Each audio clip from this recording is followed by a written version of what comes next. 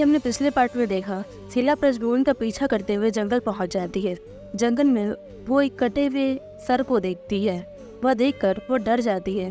वो घर वापस आ जाती है। जब ब्रजभुवन घर लौटता है तो शीला उससे बहुत सारे सवाल पूछती है। तभी ब्रजभुवन सोचता है, मैं अगर यहाँ और रहा तो शीला का शक बढ़ जाएगा और मैं यहाँ रहकर कर्ण पिशाचिनी का काम भी नहीं कर सकता।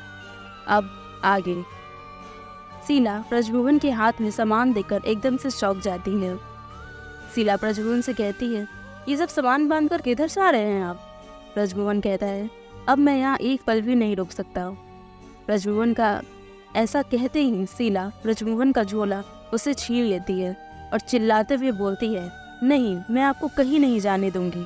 तभी ब्रजभुवन बोलता है, ठीक है, मैं यहाँ रुकने तैयार हूँ, लेकिन तुम मेरे करीब आने की कोशिश नहीं करोगी। तभी शीला कहती है, ठीक है।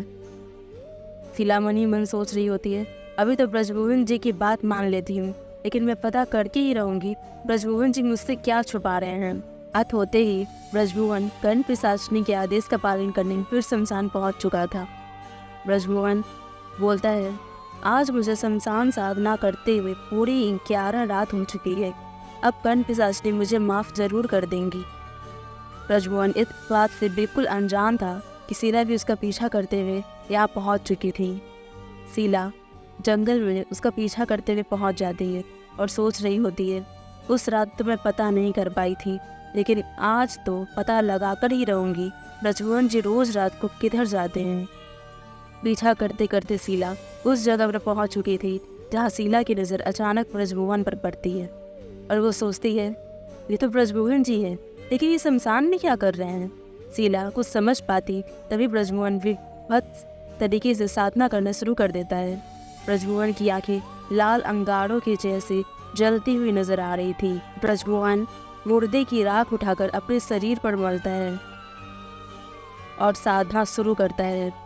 ये सब देखकर शीला बहुत घबरा जाती है और सोचती है, तो ये विभत्स साधना करने रोज रात को ब्रजभुवन इधर आते हैं, लेकिन क्यों?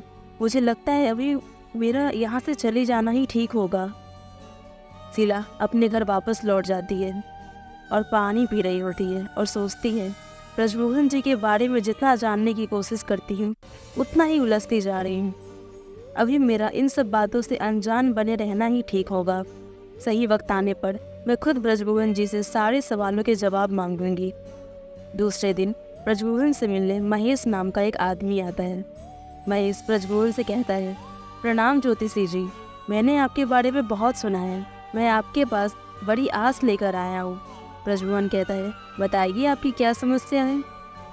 तभी वो आदमी कहता है, मैं कल रात गहरी नींद में सो रहा था कि तभी रात की कहानी ब्रजभुवन को बताते हुए बोलता है, जब वो सो रहा था तभी उसे ऐसा लगा जैसे उसके शरीर पर 3 बड़े बड़े सांप रेंग रहे हो, लेकिन जब वो उठा तब कमरे में कुछ नहीं था। वो बोलता है, यहाँ तो कुछ भी नहीं है।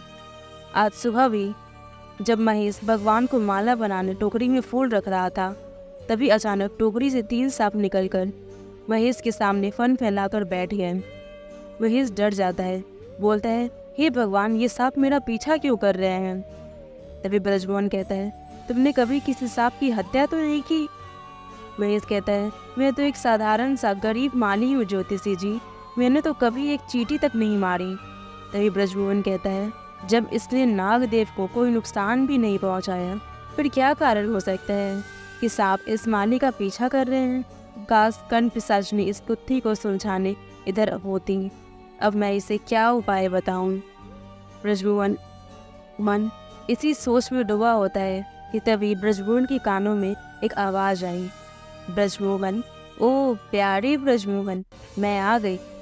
ब्रजभुवन सोचता है, लगता है कर्ण पिशाचिनी मेरी शमशान साधना से प्रसन्न होकर फिर से मेरी सहायता के लिए आ रही है। कर्ण पिशाचिनी बोलती है, मैंने तुम्हें माफ़ किया ब्रजभुवन। सुनो, मैं तुम्हें बताती हूँ इस माली का पीछा सांप क्यों कर रहे हैं। कर्ण पिशाचिनी ने माली के पीछे सांप पड़ने का एक ऐसा कारण बताया जिसे सुनकर ब्रजभुवन चौंक जाता है। आखिर माली के बारे में क्या बताया होगा कर्ण पिशाचिनी ने ब्रजभुवन को, जिसे सुनकर ब्रजभुवन चौंक गया। क्यों कर रहे थे सांप माली का पीछा? क्या होगा जब शीला पूछेगी ब्रजमोहन से उसका सच। जानने के लिए बने रहे कहानी के साथ और इस चैनल को सब्सक्राइब कर लें।